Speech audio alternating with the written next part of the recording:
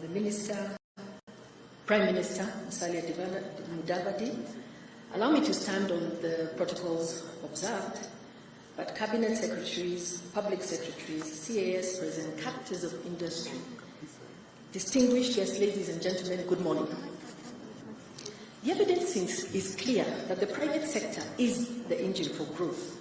Successful businesses drive growth, they create jobs, and they pay the taxes that finance services and investments. In developing countries, the private sector generates up to 90% of the jobs created. They fund 60% of all investments and provide more than 80% of government revenues. And I don't think Kenya is any different. However, sustainable and inclusive private sector growth does not happen on its own accord.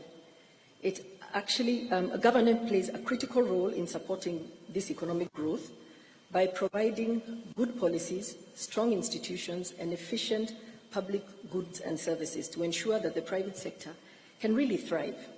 In addition, governments must also commit to develop and sustain those institutions that implement, oversee, and regulate those policies. This is the enabling environment that encourages really the private sector to invest. It then dictates that a well-coordinated and efficient public sector is imperative to drive economic growth. We look forward to a public sector that runs with a private sector business mindset, ensuring that government delivers on its promise to the people of Kenya. Running Kenya as a business, suppose we would have Kenya Incorporated. This is what we look forward to, which is why today we celebrate performance management in this sector. And we congratulate the public sector on what they are doing this morning, celebrating public performance management. Your Excellency, the Kenya private sector has played an important role in supporting performance management initiatives in several ways by providing expertise in various ways, tools, and technological support, among others. For example, at KICC, we advocate for policies that support the growth and development of businesses, that promote transparency, accountability, and efficiency in operations of ministries, state corporations, and tertiary institutions.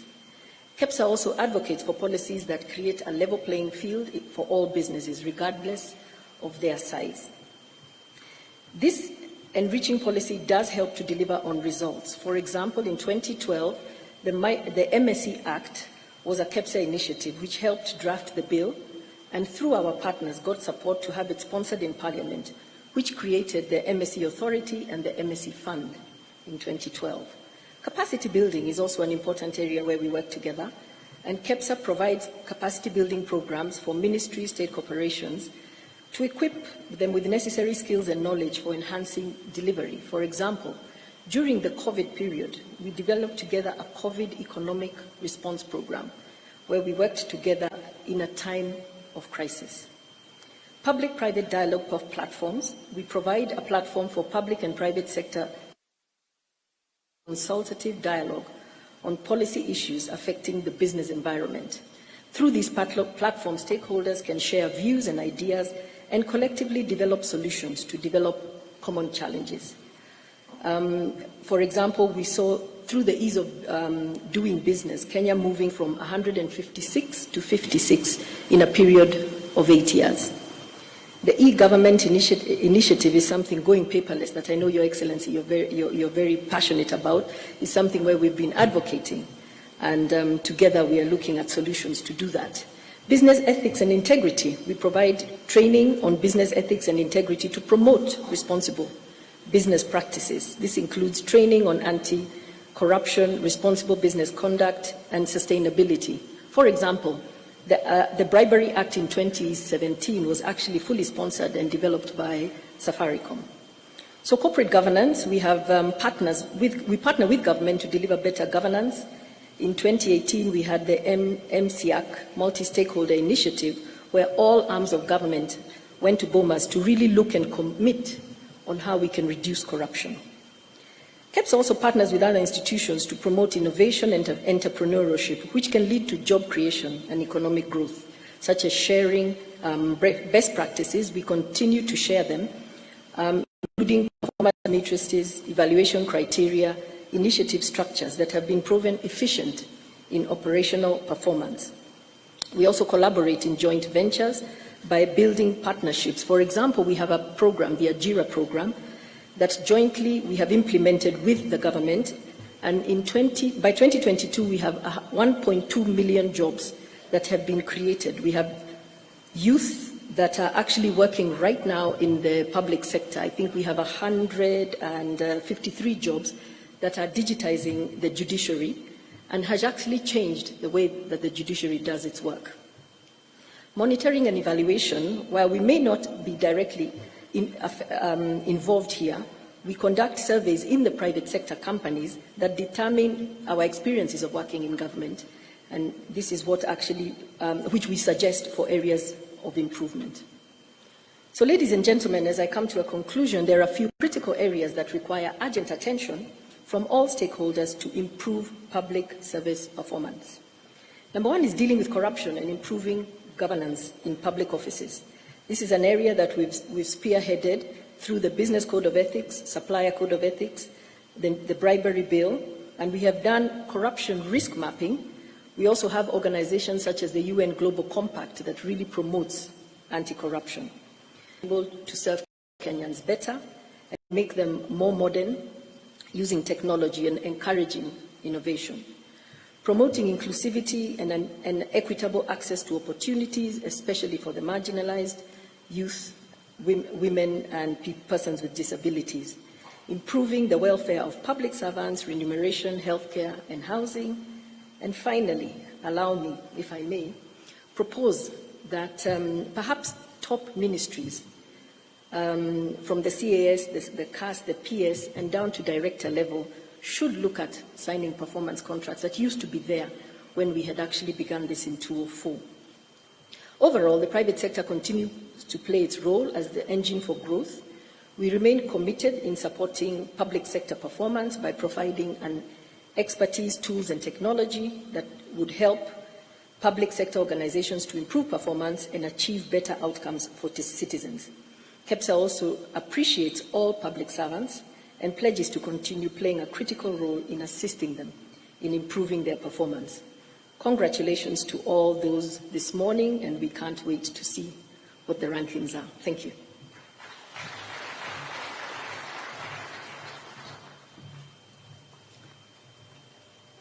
Thank you, Ms. Flora. Your Excellency, we also have a representative from the World Bank. Invite Mr. Isfad Khan to give his remarks.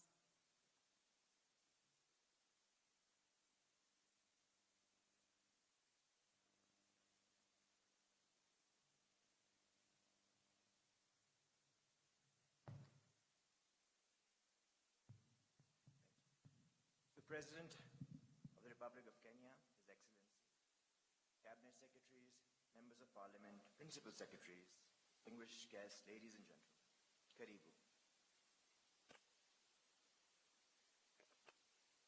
Is key to the government's and the country's socio-economic growth. We applaud the government of Kenya for the tremendous efforts that have been put forward through streamlining this process. I would like to highlight especially the performance contracting system that has served as a benchmark platform for not only other countries in the region, but outside the continent too. We congratulate all the ministries, departments, and agencies that have participated in this process and identify areas that are working well, but also those that need a little bit more attention. The government of Kenya has been advancing reforms on strengthening service delivery performance, supported from the World Bank to the recently closed Kenya Devolution Program. We continue work with the Kenya Accountability Devolution Program, funded by multiple development partners, many of them that are here, and technical assistance in the development of Kenya Integrated Performance Management Policy. We would like to appreciate especially our development partners, the Danish Age Development Agency and the British FCDO, for having partnered with the World Bank to provide this support. A streamlined and standardized performance management system for both not just the national, but the county government also facilitates the use of an integrated approach and tools towards service delivery. The linking of planning, budgeting, work planning, performance contracting, staff appraisal, M&E, coupled with an incentive system, is critical for completing the value chain in service delivery, as we have seen in best-case performances around the world. Lastly, but also very importantly, it's important to clarify the mandates of the various ministries, departments, and agencies to correct any overlaps that may exist, to look at the requisite organizational structure, and the skill mix for each of the MDAs to deliver on their mandate. But I guess most importantly, a robust citizen engagement mechanism helps to strengthen the delivery results for the Wanjiku, which are the ultimate client for all of this work. It is for these reasons, Excellency, that we encourage the Government of Kenya to advance with the implementation of this policy and also have a legal framework around it to kind of strengthen it in the long run. It will definitely become a game changer in the approach in managing performance across the public service, both at the national and the county level, and show a way forward for other countries struggling with similar issues. Excellency, the adoption of an integrated whole-of-economy approach towards service delivery performance will require your continued leadership, vision, and support. We from the World Bank side like to affirm our commitment to continue working on this both at the national and county levels. I wish you and all of us the best of luck as we continue on this journey. Thank you once again.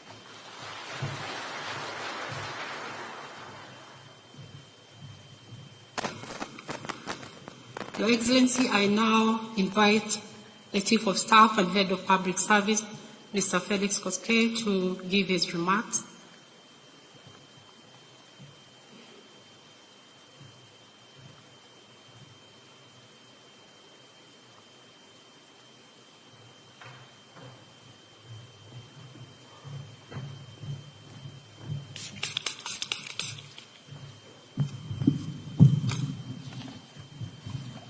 Your Excellency, the President of the Republic of Kenya, Your Excellency, the Deputy President, Your Excellency, the Prime Cabinet Secretary, Cabinet Secretaries present, Principal Secretaries and Senior Government officials, ladies and gentlemen, I feel greatly honored to participate in this very momentous event that epitomizes the government's resolve and commitment be held accountable for its decisions and actions.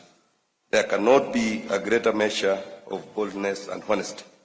I commend the Principal Secretary and her team under the leadership of the Prime Cabinet Secretary for putting this event together. Your Excellency, the release of the report on evaluation of the performance of ministries, state corporations and tertiary institutions marks a key milestone in the governance and management of public service institutions. The role of performance evaluation in the instilling the principles and values expressed in Article 232 of the Constitution cannot be overemphasized. Your Excellency, public institutions have been entrusted with the custody and management of enormous resources and power on behalf of the citizens who in turn have expectations that their resources will be managed transparently and for their benefit. Holders of public offices must therefore be held accountable for results and for how they use these resources. Your Excellency, the performance contracting approach adopted by the government 19 years ago has proved a useful tool for accountability, entrenching a performance-based culture in the service, as well as continuous improvement, efficiency, and effectiveness in service delivery. It gives us an objective yardstick for examining and questioning our attitude and approach to public service and thinking deeply on what it means to be a public servant. Your Excellency, performance contracting has over the years been a catalyst of fundamental change in the service, and going forward, it will remain a key tenet of the comprehensive public service transformation initiatives that your government has committed to. Through Executive Order Number 1 of 2023, you graciously mandated my office with leading and overseeing the promotion of ethics, good governance, efficiency, and effectiveness in the provision of public service through deployment of the right skills, values, and leadership in the Kenyan public service. In this regard, Your Excellency, we have taken decisive steps to embark on a comprehensive public service transformation journey covering all the key aspects of service that includes human capital development, transformative value-driven leadership, fit-for-purpose institutional arrangements, efficient and effective service delivery systems, digitization and digitalization, retooling the public servants with private sector culture and thinking, and over and above all, ensuring that each and every service that is being provided is citizen-centric. This is with the aim of entrenching in the service the agility and the resilience to respond to the demands of a highly dynamic operating environment. We remain mindful of the many challenges in the public service by the effects of COVID-19 pandemic, rapid technological developments, intergenerational workforce, and highly demanding and discerning citizenry. Your Excellency, progressively, the service will therefore require aligning individual performance to institutional performance and ultimately to national performance with the aim of bettering the livelihoods of the citizens and increasing political accountability. In this respect, arrangements are underway to ensure that the next cycle of performance contracting incorporates all the commitments Your Excellency has made to the citizens as expressed in the bottom-up economic transformation agenda. We are convinced that a highly performing citizen-centric service is our nation's greatest guarantee for sustainable development. And with this, Your Excellency, we in the public service remain fully committed. To end, Your Excellency, I would want to take this opportunity to invite Prime Cabinet Secretary, His Excellency Dr. Musalia Mudavadi, to come and make his remarks. Welcome.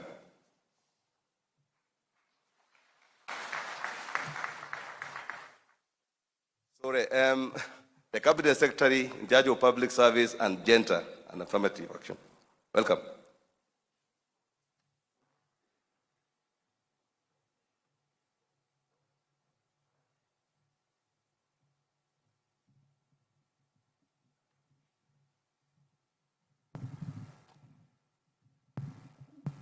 Thank you, Hobbs. Your Excellency, the President of the Republic of Kenya, Dr. William Samoei Ruto, Your Excellency, the Deputy President, Honorable Rigathi Gachagua, Prime Cabinet Secretary and the host, Honorable Musalia Mudavadi, Cabinet Secretaries, Principal Secretaries, other senior government officers, ladies and gentlemen, good morning. The official release of the report on evaluation of the performance of ministries, state corporations, and tertiary institutions for the financial year 2021-2022 is a key milestone in the calendar of events in the performance contracting cycle in the public service. Indeed, the large number of guests present here today is a clear proof of importance accorded to this exercise. Your Excellency, our role of the public service is to formulate, interpret, and implement the government's policies, programs, and projects to improve the livelihood of citizens.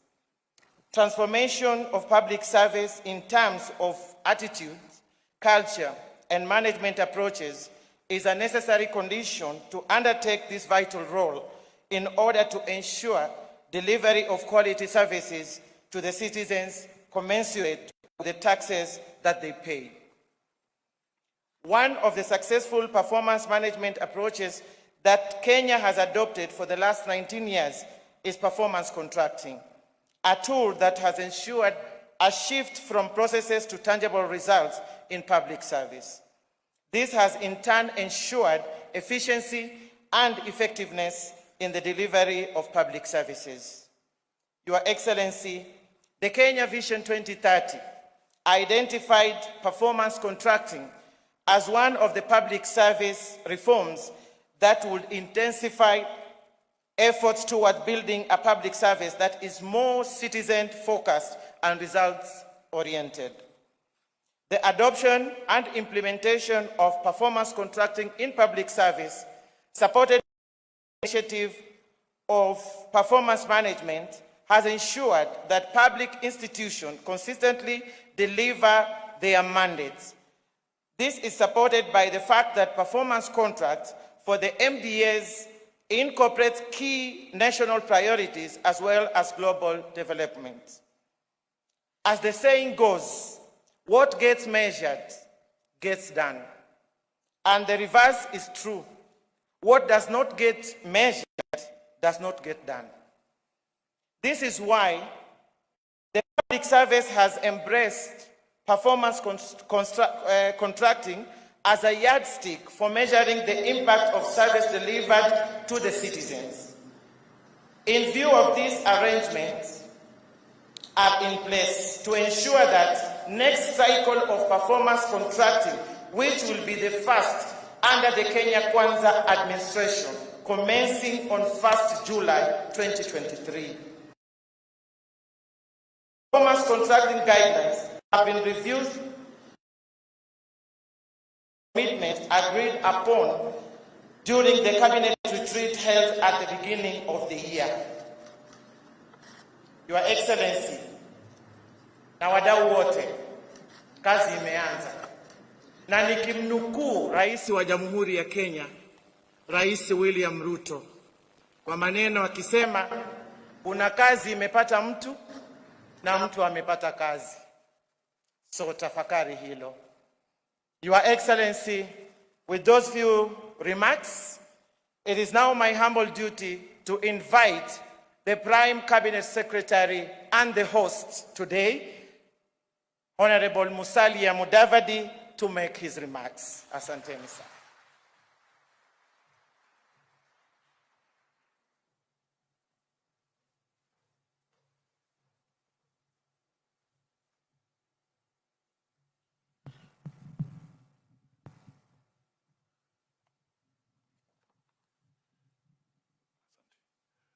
Your Excellency, the President of the Republic of Kenya, Dr. William Samoei Ruto, Your Excellency, the Deputy President,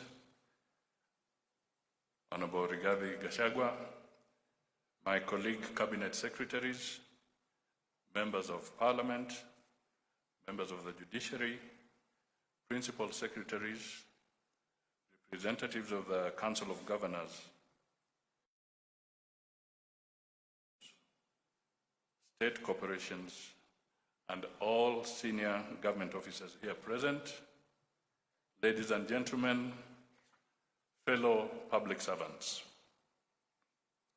Your Excellency, I will seek your indulgence to speak slightly longer than my colleagues, because I think today is an extremely important day for the entire public service and for Kenya in regard to service delivery.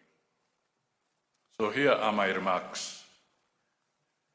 It gives me great pleasure to welcome you to this important occasion for the official release of the 18th cycle report on evaluation of the performance of ministries, state corporations, and tertiary institutions for the financial year 2021-2022. I really emphasize that 2021-2022. Please underscore that, because The new government has just stepped in, so the results that you are seeing is because government is in perpetuity and we are releasing the results as they were in that financial year.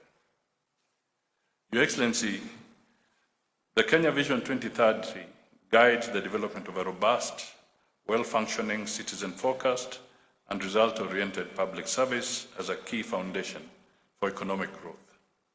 To this end, your government is committed to facilitating creation of an environment that fosters Kenya's transformation process as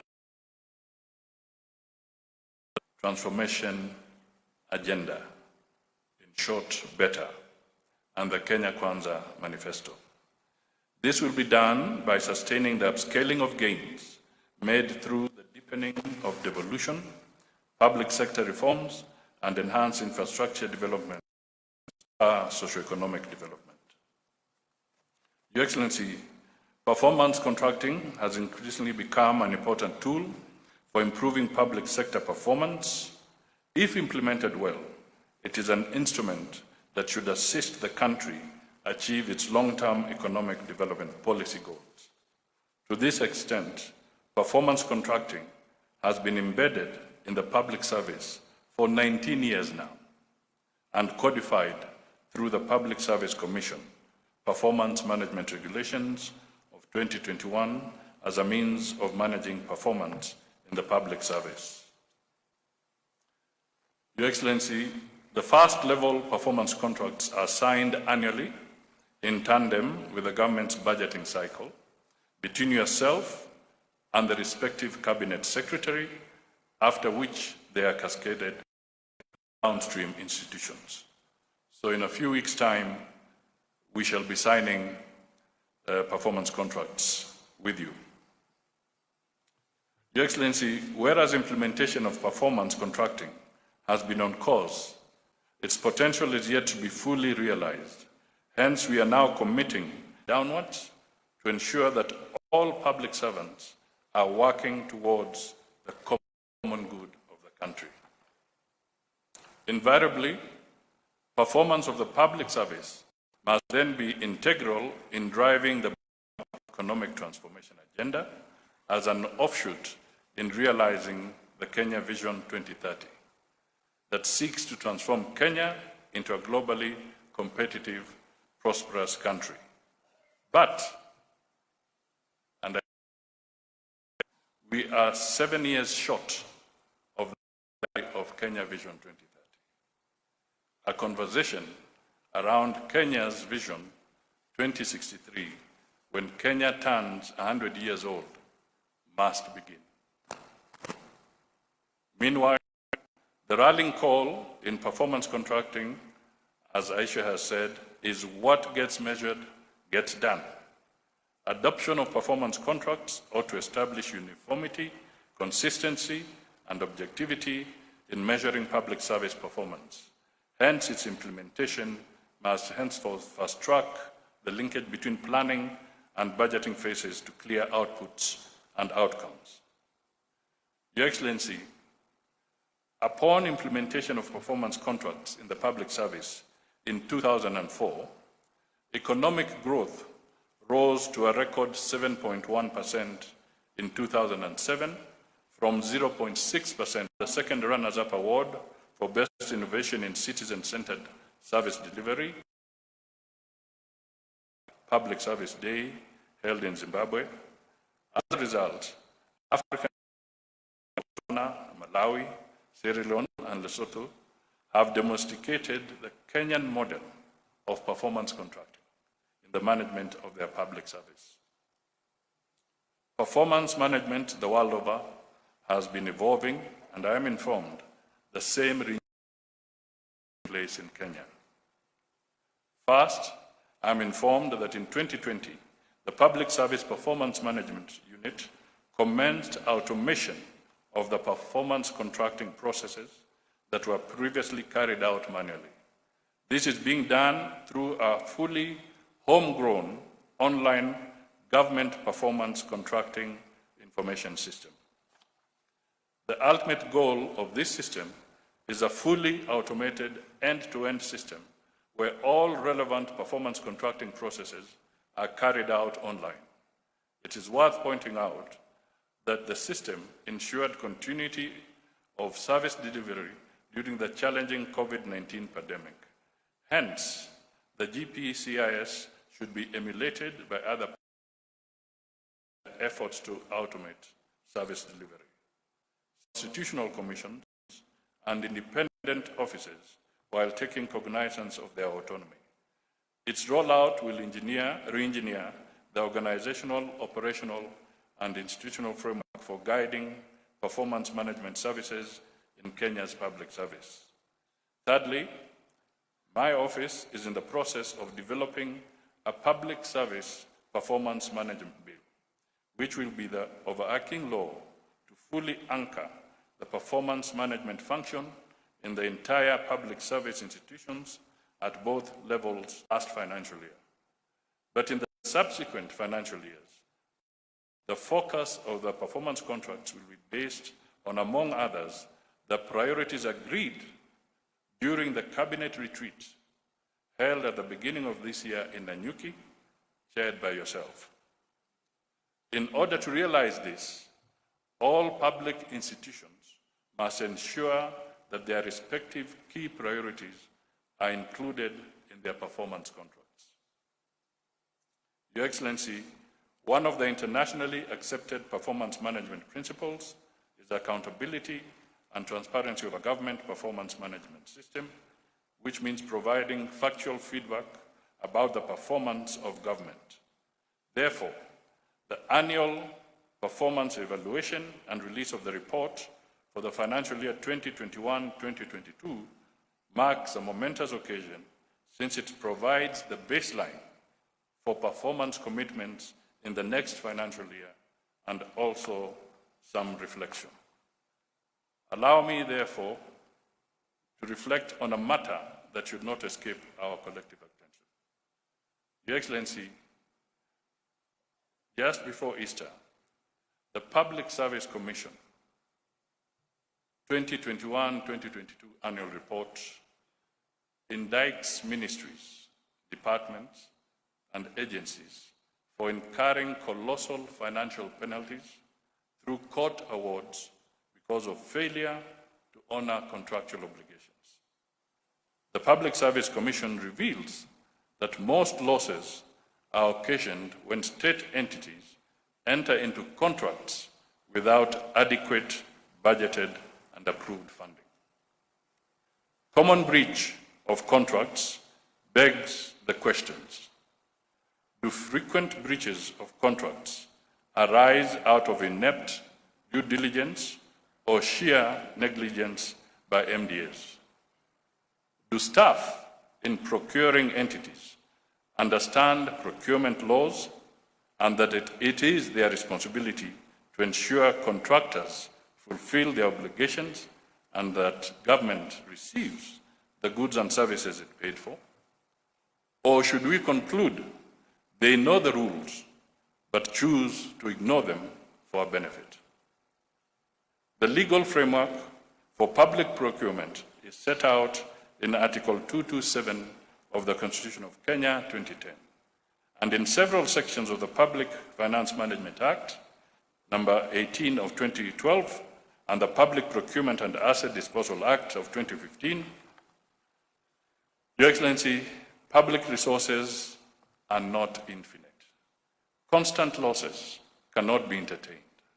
Under Section 44 of Public Procurement and Asset Disposal Act of 2015, accounting officers take responsibility for failure to ensure procurement is within approved budgets and procurement plans. Indeed, that section requires the provisions of Section 68 of the Financial Management Act. Compliance with the law is therefore not optional. Section 79 of the Act makes it mandatory for public officers to comply with laws regulating public procurement. We cannot condone laxity, wastage, and losses anymore. It is time to strictly apply the penalties accruing from Section 72. Accounting officers failing to manage public assets to achieve value for money will henceforth be penalized. The same applies to application of Section 74(4). Public officers who breach accounting responsibility by making or permitting expenditure that is unlawful will be surcharged. I have deliberately highlighted these issues because they are at the center of perennial loss of resources arising from lost cases in courts of law. Going forward, we will soon issue a clear framework to address these deficiencies and make officers more accountable. Your Excellency, in order to fulfill the commitments made to our people, it is paramount that the whole public service honestly puts to practice the tried and time-tested result-based performance. To ensure that this is done, my office will ensure compliance with the annual performance contracting cycle timelines. This is besides holding quarterly meetings with principal secretaries to monitor achievements of agreed performance targets. In this context, a motivated human service resource remains core to performance management and service delivery. In order to promote productivity, innovation, and creativity in public service, youth and personnel living with disabilities require to be motivated. My office is developing a framework for an under 35 Employee of the Year annual award for this category of public officers. The award may be in the form of promotion and scholarships for such employees who demonstrate commitment and excellence in performance, innovation, and creativity that translates to effective public service delivery. This award will also enhance the visibility of target employees who exhibit high leadership growth potential across the public service. In conclusion, I do recognize the support and contributions of all our partners and collaborators in ensuring the institutionalization of performance management in the public service. Asanteni sana. It was a bit long, but I thought I had to convey this message. It is now my singular pleasure to invite His Excellency the Deputy President, Mheshimiwa Rigathi Gachagua, to come forward, make his remarks, and invite His Excellency the President.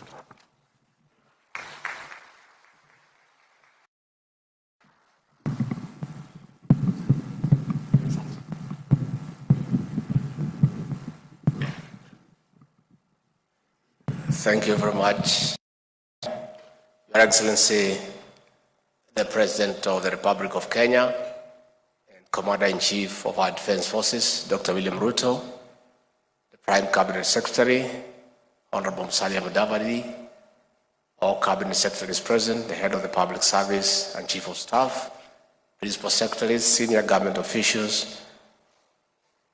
Good morning or afternoon. It's almost there. Good morning. Your Excellency, I'm a retired public servant, so this occasion is momentous for me. But you know, nowadays, I don't want to speak much. When the characters who try to stop my boss from working keep off, I also keep quiet. And therefore, we are happy, Your Excellency, you have the latitude to steer this country into economic prosperity. And the people before you and the entire public service, Your Excellency, is your machine for development. Your Excellency, a vibrant, motivated public service is good for the economy of this country. A motivated and vibrant public service is good for the country. President Mwai Kibaki, the celebrated president of this republic, succeeded in turning around the economy of this country by empowering the public service and allowing them to work. Your Excellency, since you came to the office, you have dignified the public service. Before you took over, Your Excellency, the public service was demoralized. They were demeaned and treated like outcasts. Your Excellency, in the last 5 years, senior civil servants were harassed, hounded, and treated like criminals. We have celebrated an infamous case of Kamau Thuge, who was the PS National Treasury, who was harassed by junior police officers in full glare of cameras, marched from 10th floor of the Treasury downstairs by constables, put in a vehicle, locked up, only for them later to say he had no case. He had already been demeaned before his family, his friends, and society. Your Excellency, we want to commend you for affirming that senior public servants need to be handled with dignity and decorum. We are not saying by any means that investigative agencies, where there are issues of impropriety, of mismanagement, of misappropriation, should not do their work. All we are saying is that before you can conclude that somebody has done something wrong, protect his or her dignity. Because these public servants have families, they have friends, they have people they go to church with, and it is wrong to humiliate them and treat them unfairly before you have a case against them. Your Excellency, since you came to office, this has not happened, and we want to urge all those who are interacting with our public servants to accord them due respect and dignity, because these are the people who are the engine of your development. Finally, Your Excellency, I invite all the public servants to take time to read, understand, digest the Kenya Kwanza manifesto, the plan, so that they understand your vision, they understand your programs, and they understand the bottom-up economic transformation agenda as your tool of developing this country. Once they have understood the plan, they will make your work very easy. With those many remarks, I request you to be upstanding and help me to usher in, with clapping, the President of the Republic of Kenya, Dr. William Ruto. Mr. President.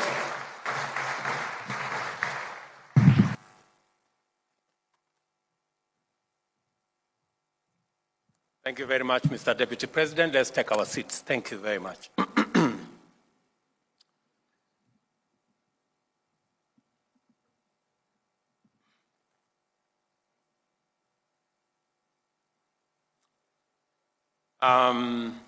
Mr. Deputy President, Mr. Prime Cabinet Secretary, the Attorney General of the Republic of Kenya, Cabinet Secretaries present, Principal Secretaries, Chairpersons, and Chief Executives of our state corporations, Chairpersons, and Principals of our tertiary institutions. Ladies and gentlemen, good morning. Good afternoon. Today we witness the culmination of the annual performance contracting cycle and the commencement of analysis, reflection, and improvement of future performance on the basis of evidence-based evaluation and feedback. Although the performance management framework is now in the 19th annual cycle, it is important to note that it emphatically and systematically incorporates, articulates, and enforces the values and principles of public service as laid down in Article 232 of the Constitution of Kenya, and thereby enables the public service to become the foremost champion of the national values and principles of governance set out in Article 10 of our Constitution.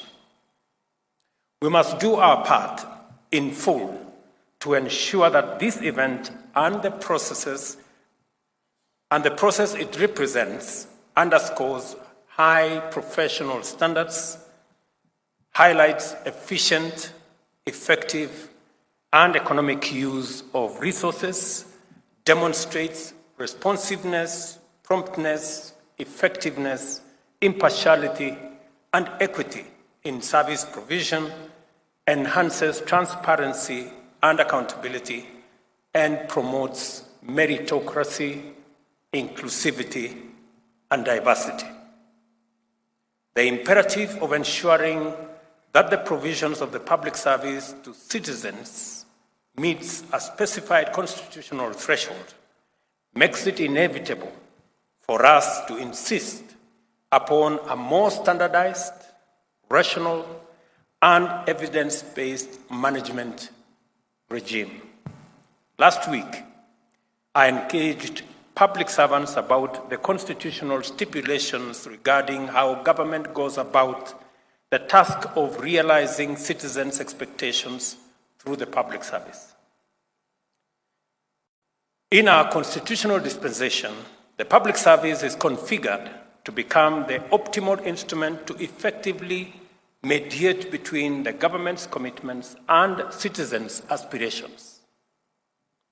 In formulating the bottom-up economic transformation agenda, we went to great lengths to conduct exhaustive consultations with Kenyans throughout the country.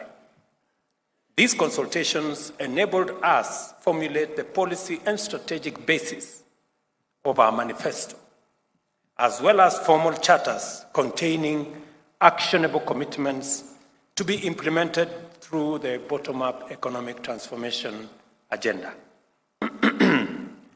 We understand our governing mandate to be anchored on the deep understanding we have with the people of Kenya, and that my performance contract as president is set out in the Constitution and the agenda I sold with my team to the people of Kenya.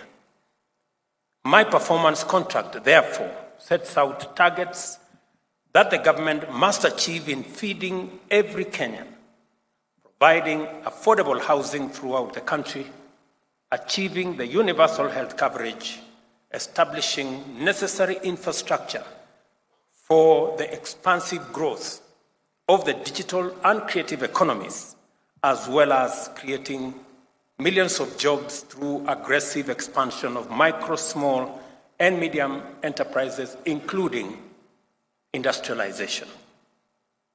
In other words, I'm saying that while we have the privilege to serve in the public service, it's not a right. We are close to 700,000 people in the public service out of 50+ million Kenyans. It is a privilege for us, the few of us, to serve in the public service. But that privilege comes with a responsibility on what do we do to create opportunity for the millions who do not have the privilege we have to serve in the public service. What is it that we are going to do so that they too can have an opportunity to work, to get a job, to do a business, and to go about their lives as the rest of us are doing?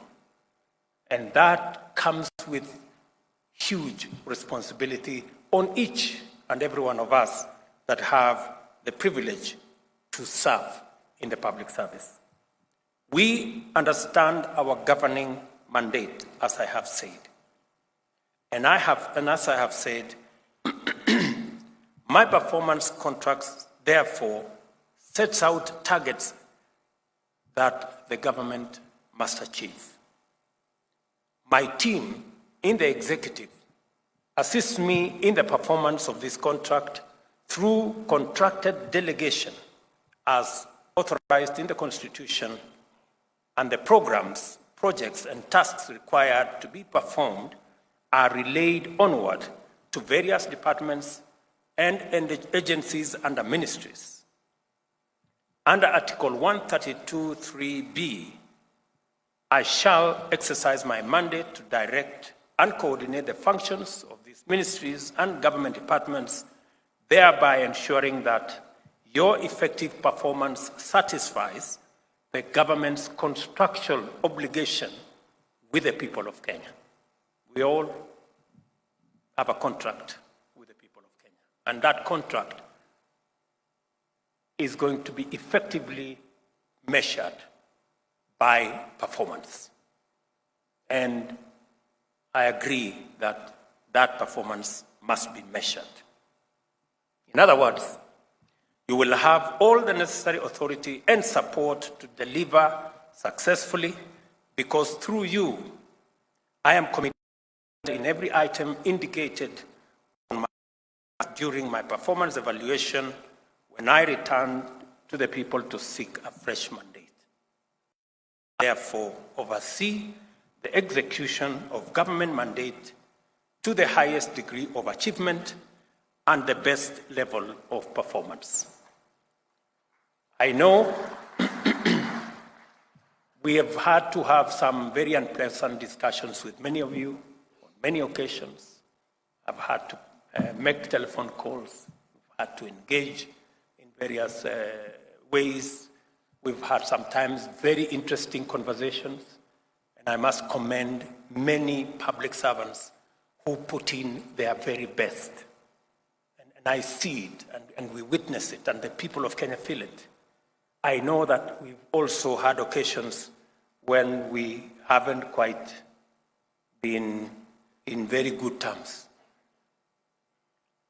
And we've had to, do what we have to do.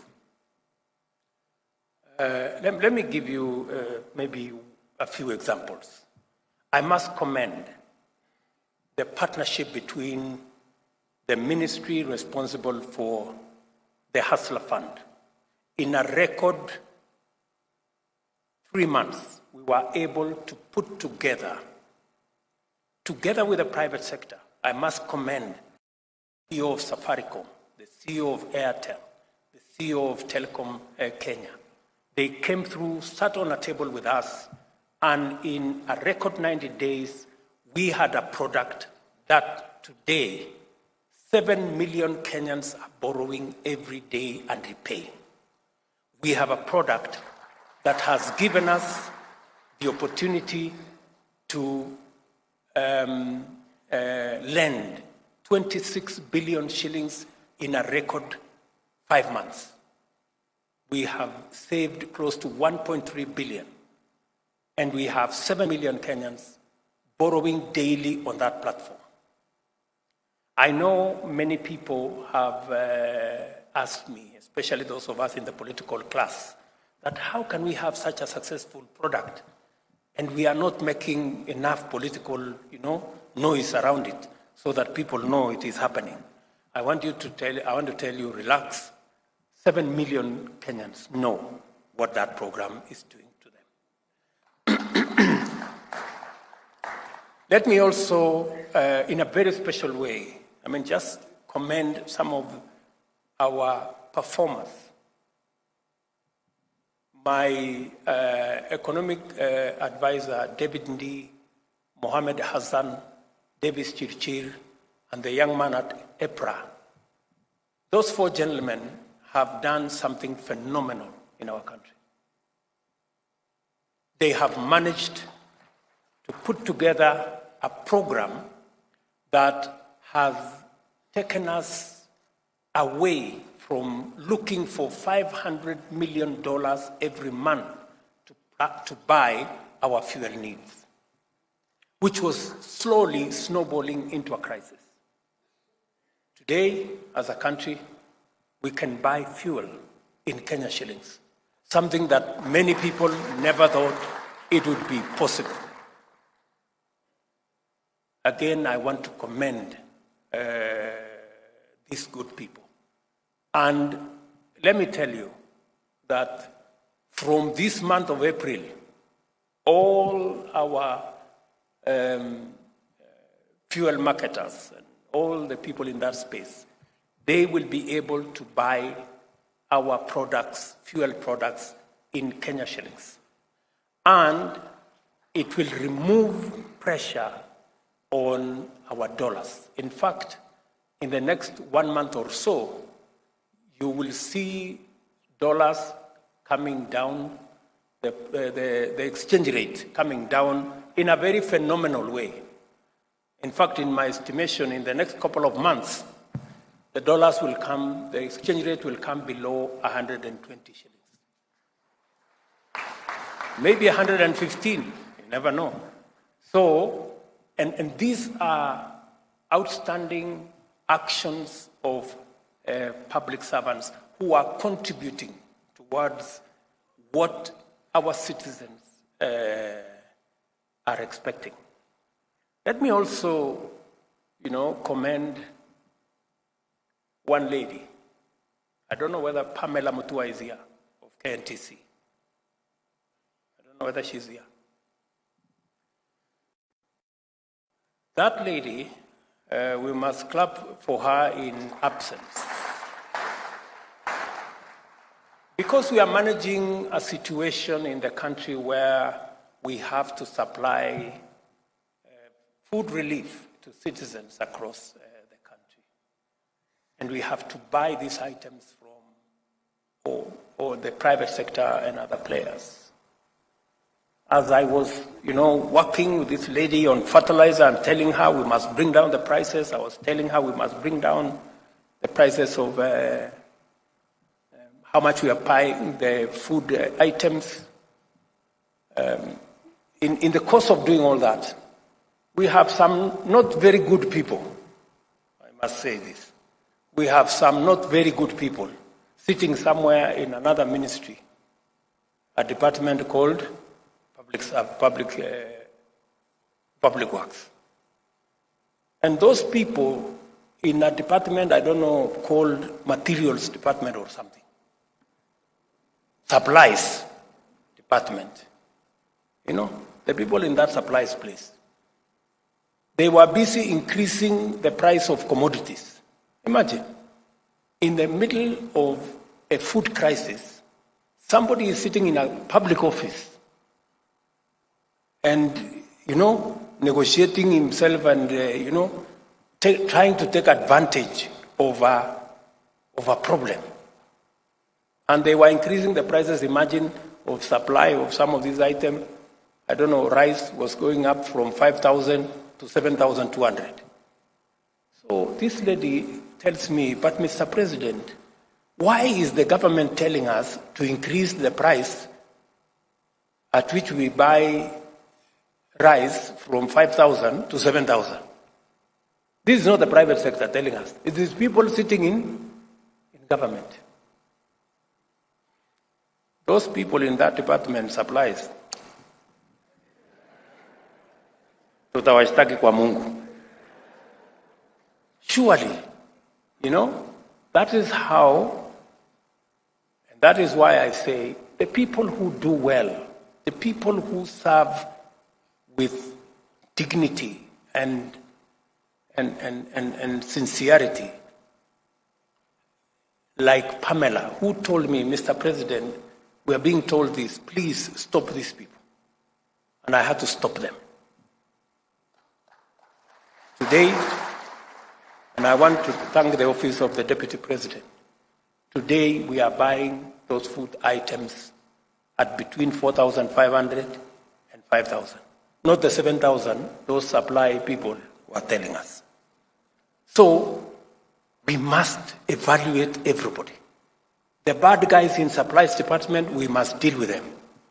And the good people like Pamela, we must reward them. Because that's how this is going to work.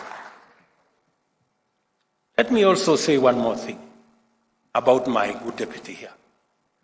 We had a program, we were registering farmers. For 5 years, we managed to register only 1 million farmers.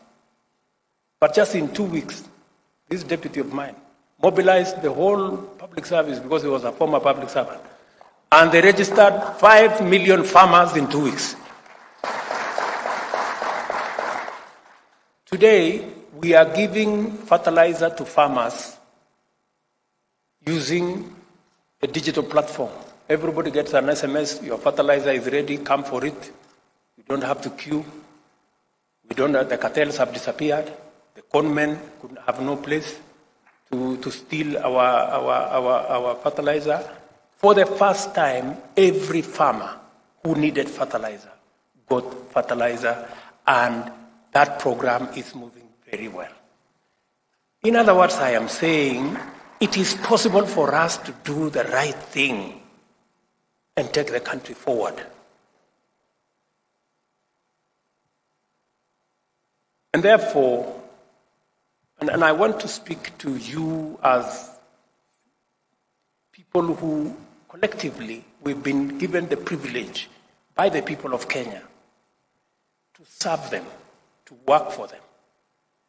We must also make sure that the privilege we have, the opportunity we have, translates into opportunity for the millions of Kenyans too, to have access to a job, access to a business opportunity, access to do their farming, and drive our country into the right direction. Here is our opportunity to unbundle all the commitments in our agenda as determined in the high-level retreat in Nanyuki early this year, and to prepare to assign them for implementation to every department, all the way to every public servant. As we consider the results of the evaluation and feedback, we also have to deliberate with greater intention about the design of the forthcoming performance contracts, their implementation and evaluation. Above and beyond the broader constitutional obligations and the strategic objectives in terms of our plan, I am very keen to observe how the next performance management cycle enhances the realization of the national values and principles of governance throughout government, at all levels of governance, and in all parts of the country. In particular, how much the public service affords equal opportunities for men and women, persons from all communities, and persons with disability will be of foremost interest. Equally, critical will be the mainstreaming of a comprehensive agenda for Kenyan youth, including training, apprenticeship, industrial attachment, and internship, access to government procurement opportunities, and entrenchment of the digital and creative economy. Further, it is of paramount importance that the performance management mechanism meaningfully reflects our resolve to enhance efficiency and reach of government services through digitization, automation, and deployment of various information and communication technologies. Kenya is a regional, continental, and global champion of a just transition to clean, green industrialization. Our credibility in this cause is founded on demonstrable commitment to green up our national power grid, restore degraded landscapes and ecosystems, conserve forests, water towers, wetlands, and other carbon sinks, and promote heavy investment in wind, solar power, and in addition to hydro and geothermal power.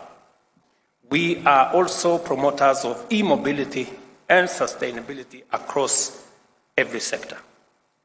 This magnitude of our commitment to the green agenda is further demonstrated by the fact that Kenya will host the Africa Climate Action Summit in Nairobi between 4th and 6th of September this year.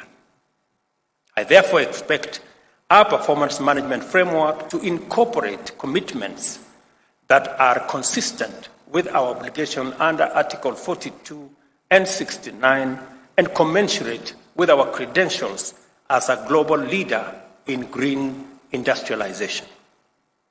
Because of the urgency in delivering our commitments and providing services to the people, the need to ensure that every shilling of our increasingly scarce resources delivers its fullest value and the requirements of transparency and accountability.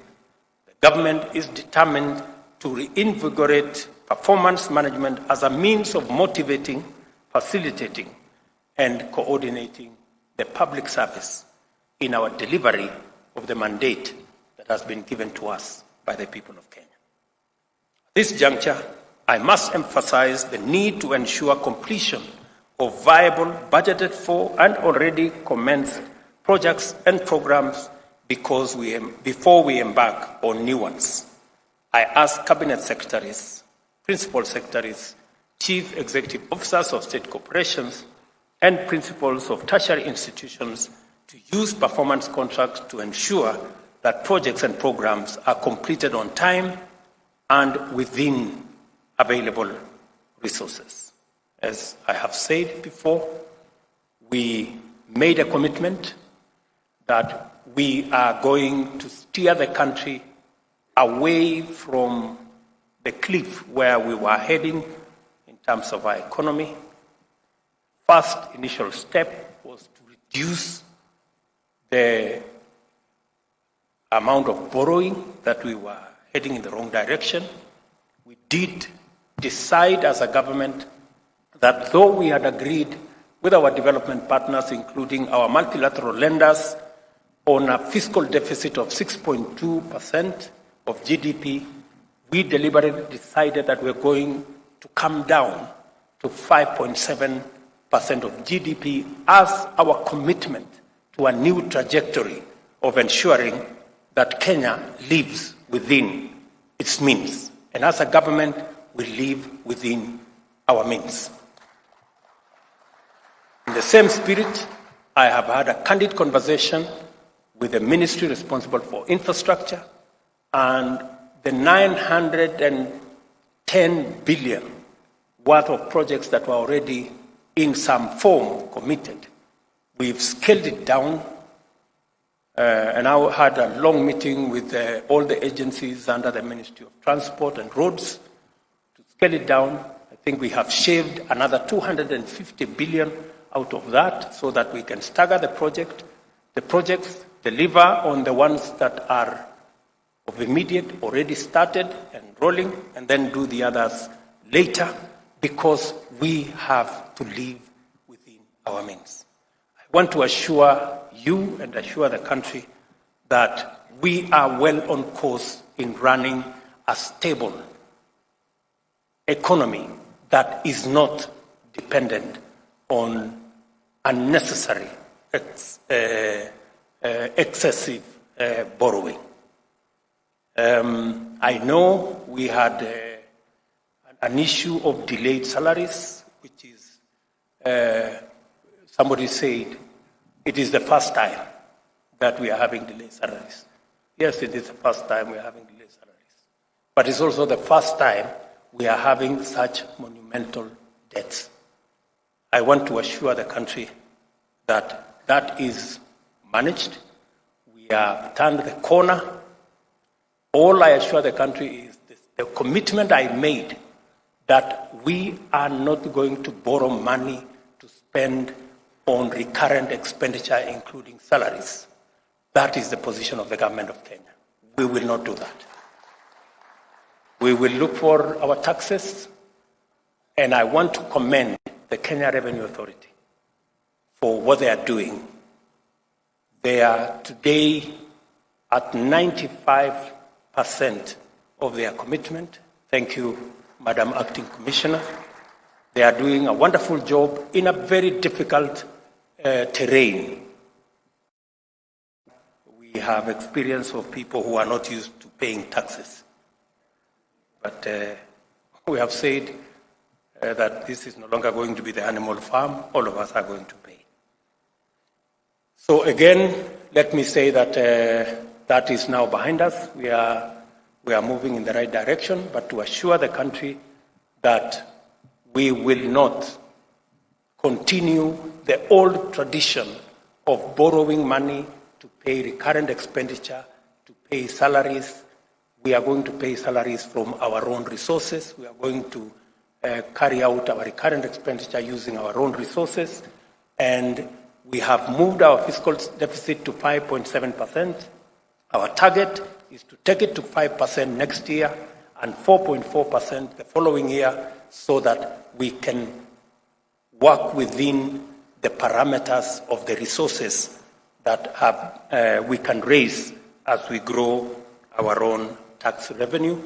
I have also instructed the Treasury to look at all the taxes, to have a tax review of all the taxes. There are some taxes we certainly are going to reduce in the coming budget, because some of the taxes are punitive and they actually encourage more dodging than paying and compliance, so that we can make it much more easy for citizens, corporates, and all the people that work with us to comply with taxes.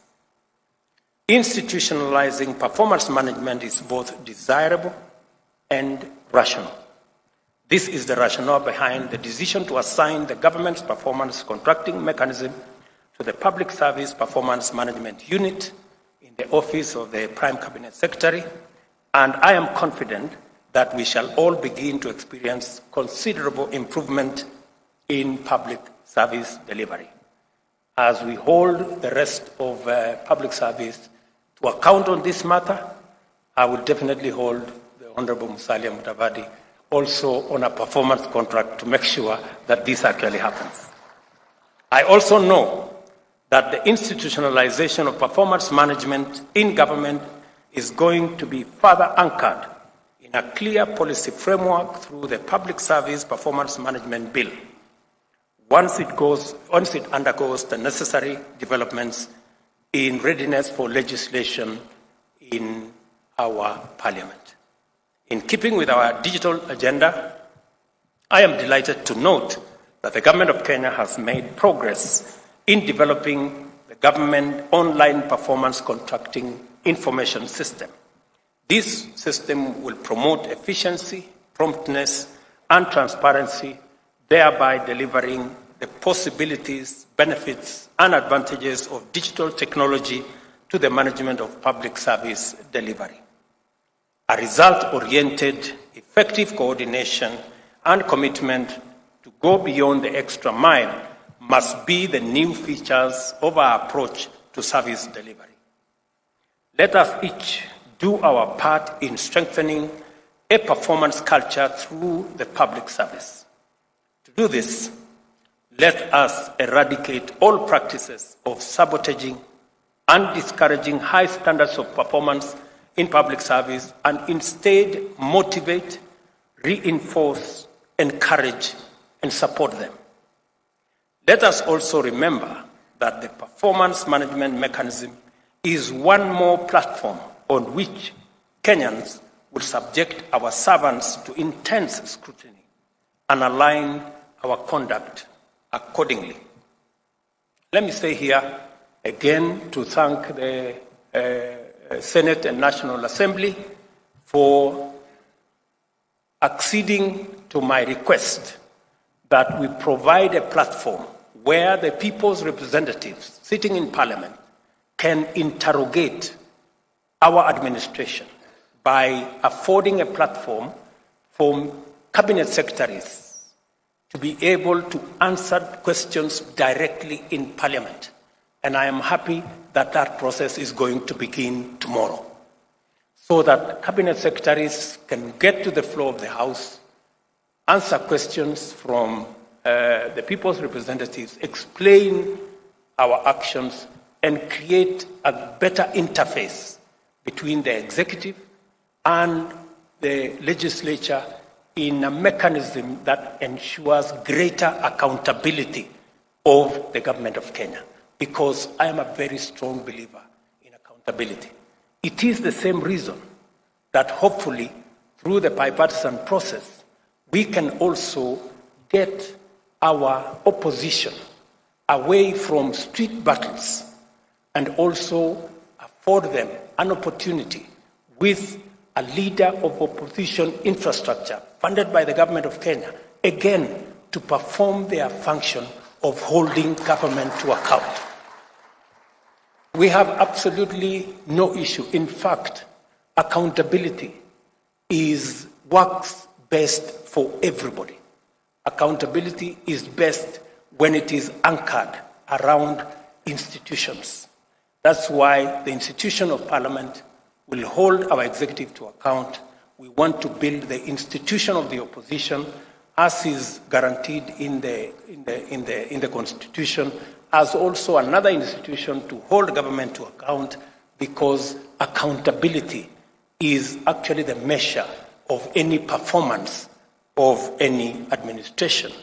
And I hope that this will be part of the outcomes of the engagement, the bipartisan engagement that we have now agreed on, so that we can move our friends in the opposition from running battles in the streets, unnecessarily destroying people's property, creating chaos and anarchy, back to a civilized place where we can engage constructively and be able to hold the institutions to account.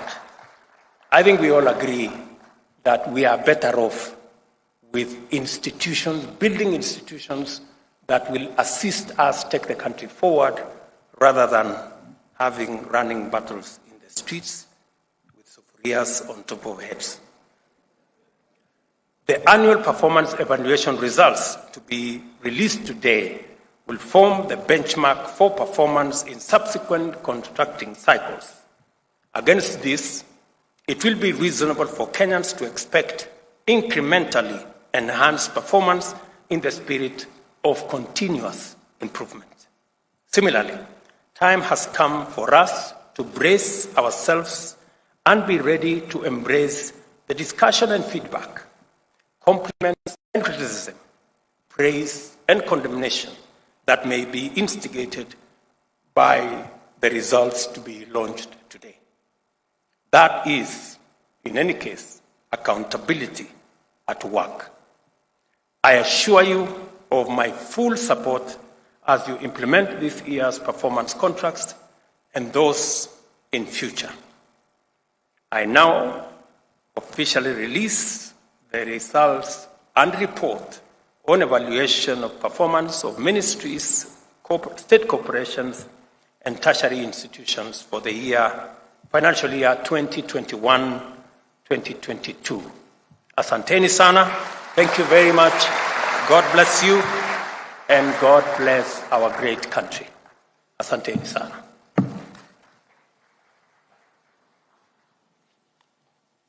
Thank you very much, Your Excellency. With your permission, would like to now move to the unveiling